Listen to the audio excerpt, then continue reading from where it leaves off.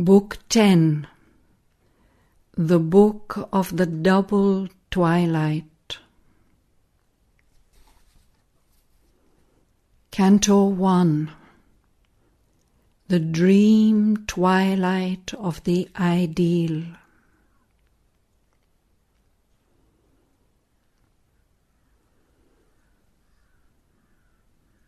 All still was darkness, dread and desolate. There was no change, nor any hope of change. In this black dream, which was a house of void, a walk to nowhere in a land of naught, ever they drifted without aim or goal. Gloom led to worse gloom, depth to an emptier depth. In some positive non-being's purposeless vast, through formless wastes, dumb and unknowable. An ineffectual beam of suffering light through the despairing darkness dogged their steps, like the remembrance of a glory lost. Even while it grew, it seemed unreal there. Yet haunted Nihil's chill, stupendous realm, unquenchable, perpetual, lonely, null, a pallid ghost of some dead eternity. It was as if she must pay now her debt, her vain presumption to exist and think, to some brilliant Maya that conceived her soul.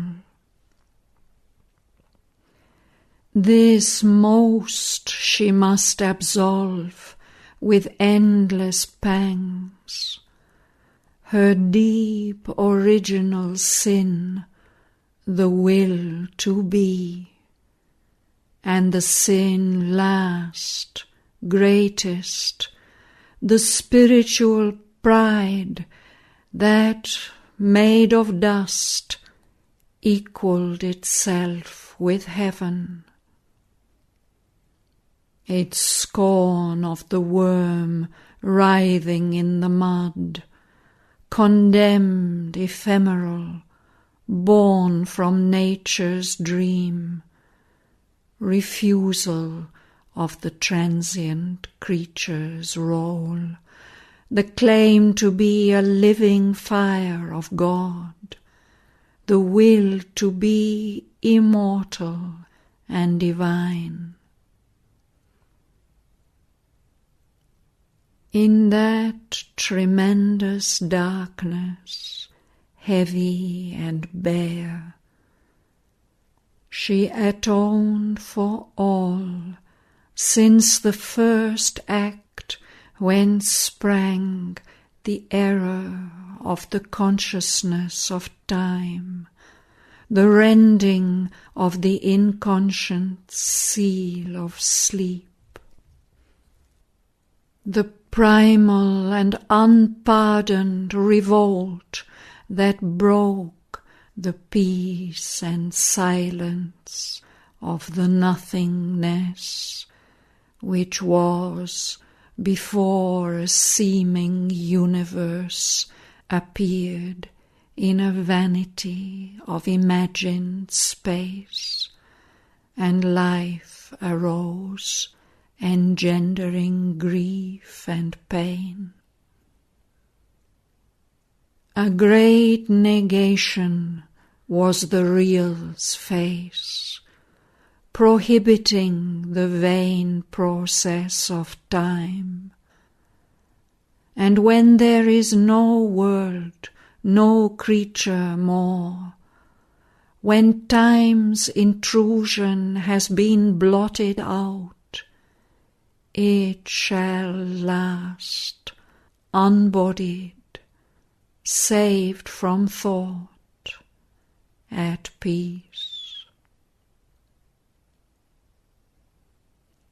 Accursed in what had been her Godhead source, condemned to live forever empty of bliss, her immortality, her chastisement, her spirit guilty of being, wandered, doomed, moving forever through eternal night.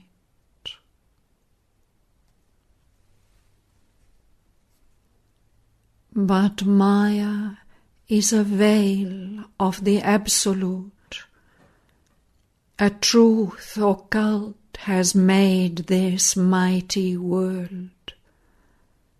The Eternal's wisdom and self-knowledge act in ignorant mind and in the body's steps.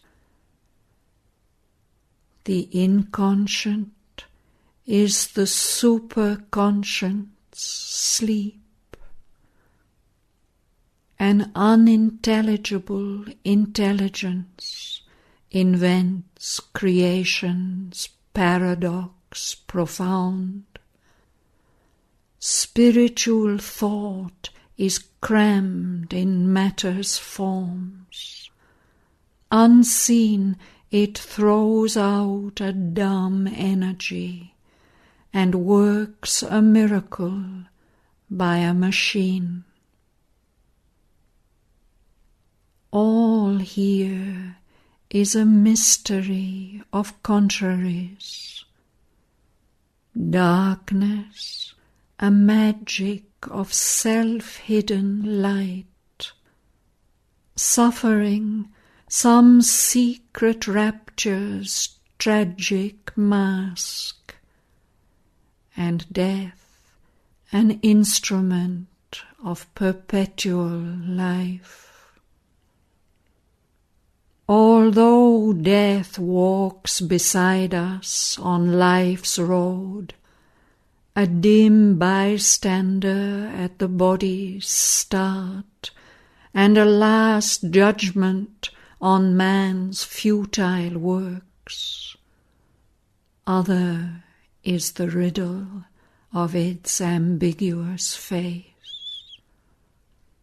Death is a stair, a door, a stumbling stride the soul must take to cross from birth to birth. A grey defeat, pregnant with victory, a whip to lash us towards our deathless state. The inconscient world is the spirit's self-made room. Eternal night, shadow of eternal day. Night is not our beginning, nor our end. She is the dark mother in whose womb we have hid, safe from too swift awaking to world pain. We came to her from a supernal light. By light we live, and to the light we go. Here in this seat of darkness mute and lone, in the heart of everlasting nothingness, light conquered now, even by that feeble beam. Its faint infiltration drilled the blind, deaf mass. Almost it changed into a glimmering sight that housed the phantom of an aureate sun, whose orb pupilled the eye of nothingness. A golden fire came in and burned night's heart. Her dusky mindlessness began to dream. The inconscient conscious grew. Night felt and thought. Assailed in the sovereign emptiness of its reign, the intolerant darkness paled and drew apart, till only a few black remnants stained that ray.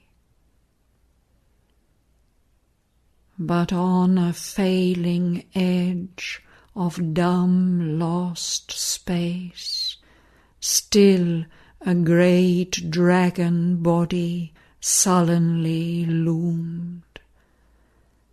Adversary of the slow struggling dawn, defending its ground of tortured mystery, it trailed its coils through the dead, martyred air, and curving fled down a grey slope of time.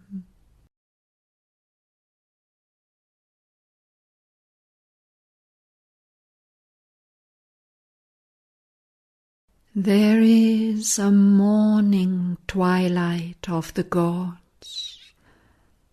Miraculous from sleep their forms arise, and God's long nights are justified by dawn. There breaks a passion and splendour of new birth, and hue-winged visions stray across the lids. Heaven's chanting heralds waken dim-eyed space. The dreaming deities look beyond the scene and fashion in their thoughts the ideal worlds. Sprung from a limitless moment of desire that once had lodged in some abysmal heart. Past was the heaviness of the eyeless dark, and all the sorrow of the night was dead.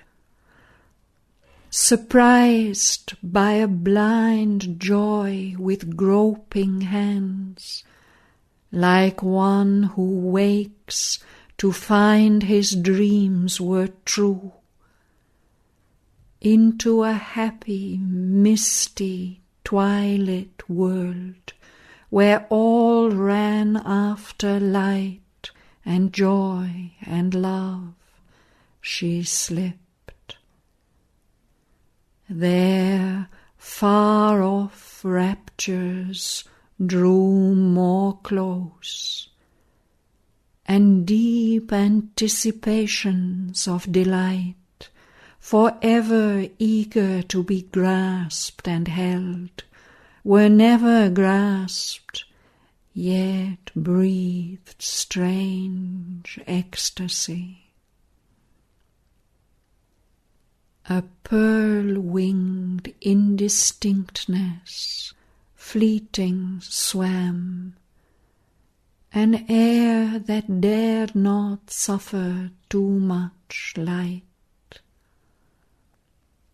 Vague fields were there, vague pastures gleamed, vague trees, vague scenes dim-hearted in a drifting haze, vague cattle white roamed glimmering through the mist, vague spirits wandered with a bodiless cry, vague melodies touched the soul and fled, pursued, into harmonious distances, unceased.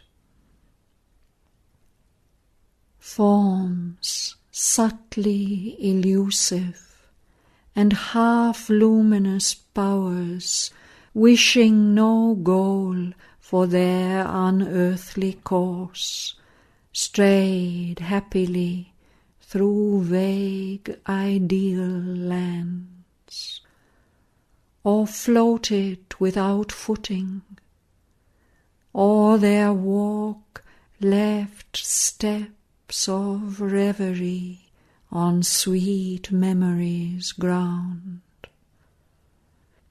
or they paced to the mighty measure of their thoughts, led by a low, far chanting of the gods.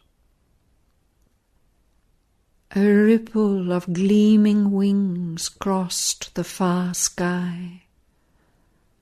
Birds like pale-bosomed imaginations flew, with low, disturbing voices of desire, and half-heard lowings drew the listening ear, as if the sun-god's brilliant kine were there, hidden in mist and passing towards the sun.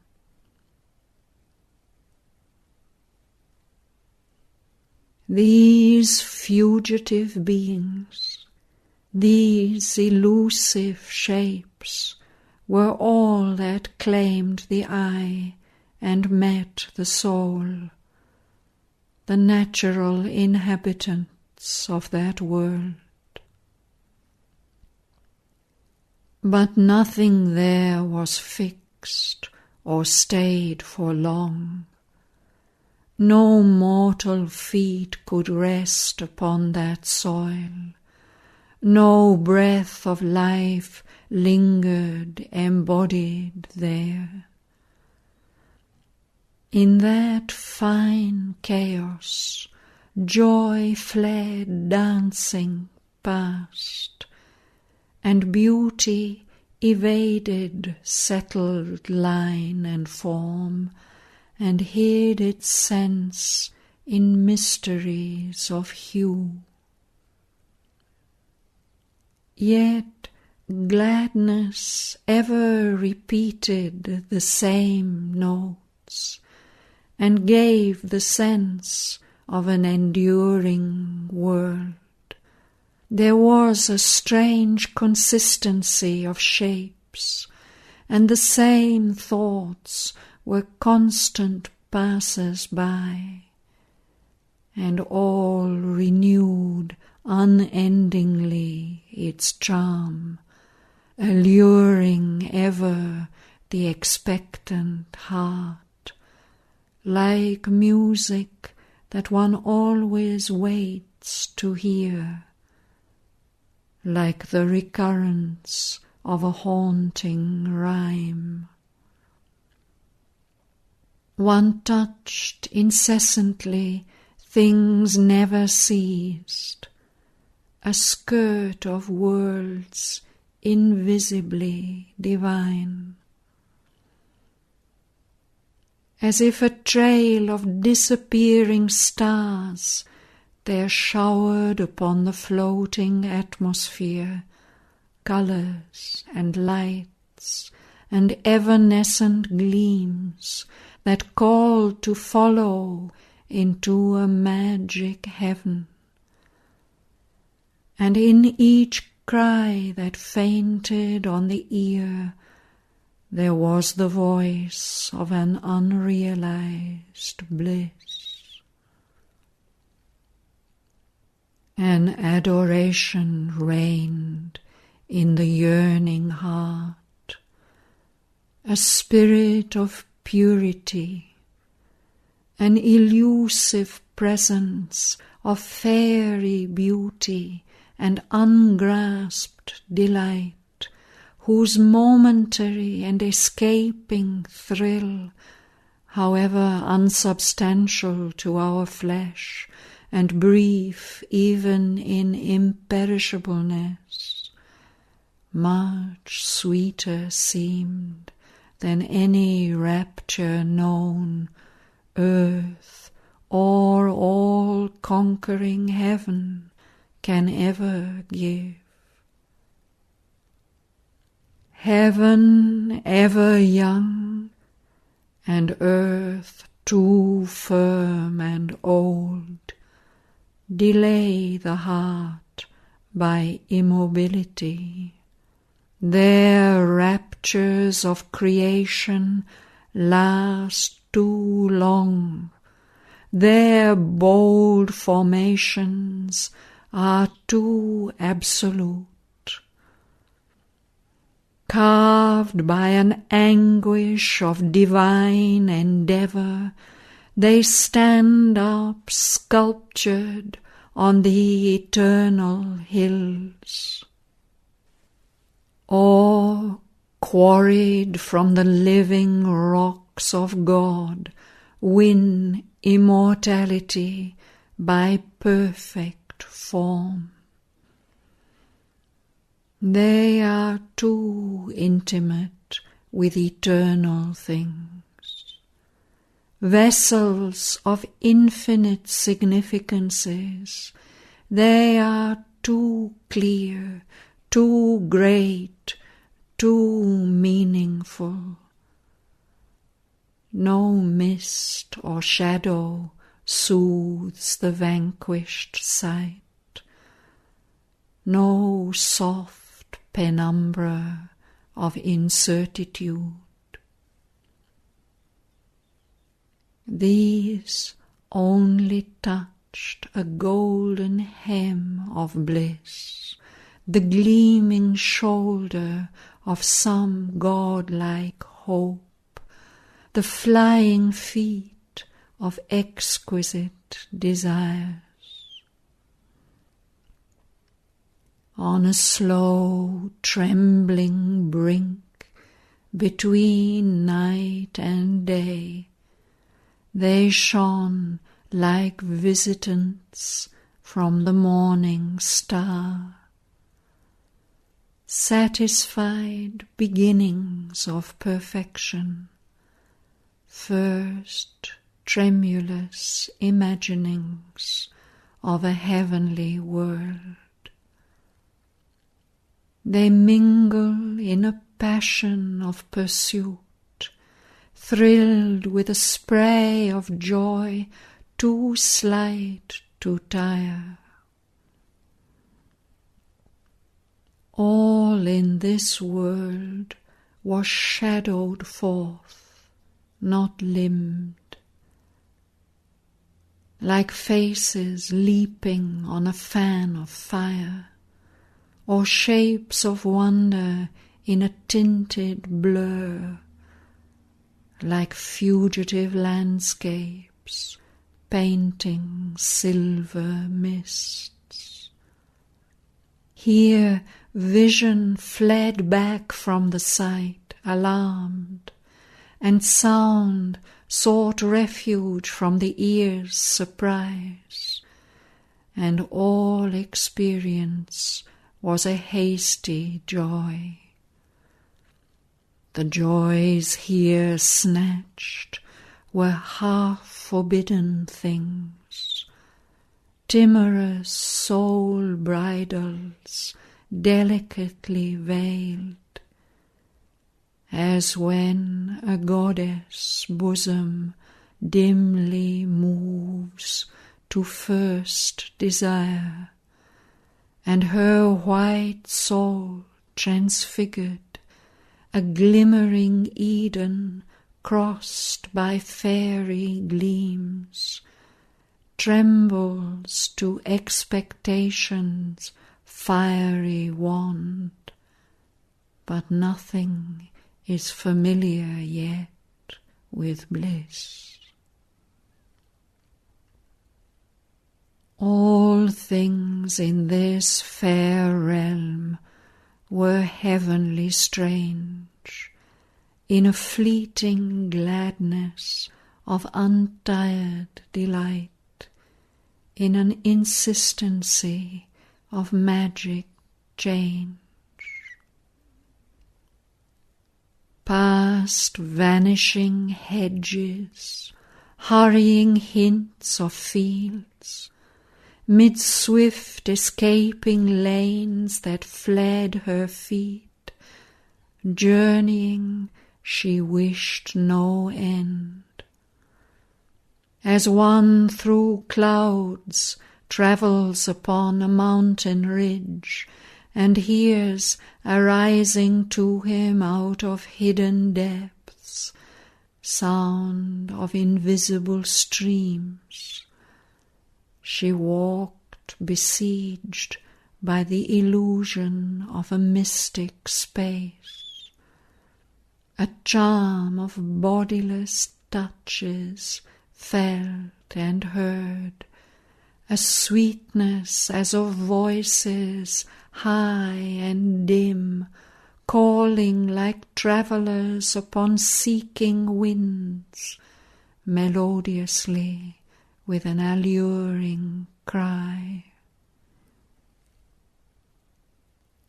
As if a music old yet ever new, moving suggestions on her heartstrings dwelt, thoughts that no habitation found, yet clung with passionate repetition to her mind, desires that hurt not, happy only to live always the same and always unfulfilled, sang in the breast like a celestial lyre. Thus all could last, yet nothing ever be. In this beauty as of mind made visible, dressed in its rays of wonder, Satyavan before her seemed the centre of its charm, head of her loveliness of longing dreams, and captain of the fancies of her soul. Even the dreadful majesty of death's face and its sombre sadness could not darken nor slay the intangible lustre of those fleeting skies. The sombre shadow, sullen, implacable, made beauty and laughter more imperative. Enhanced by his grey, joy grew more bright and dear. His dark contrast, edging ideal sight, deepened unuttered meanings to the heart. Pain grew a trembling undertone of bliss, and transience immortality's floating hem, a moment's robe in which she looked more fair, its antithesis sharpening her divinity. A comrade of the ray and mist and flame, by a moon-bright face a brilliant moment drawn, almost she seemed a thought mid floating thoughts, seen hardly by a visionary mind, amid the white inward musings of the soul. Half vanquished by the dream happiness around, awhile she moved on an enchantment's soil, but still remained possessor of her soul. Above, her spirit in its mighty trance saw all, but lived for its transcendent task, immutable like a fixed eternal star.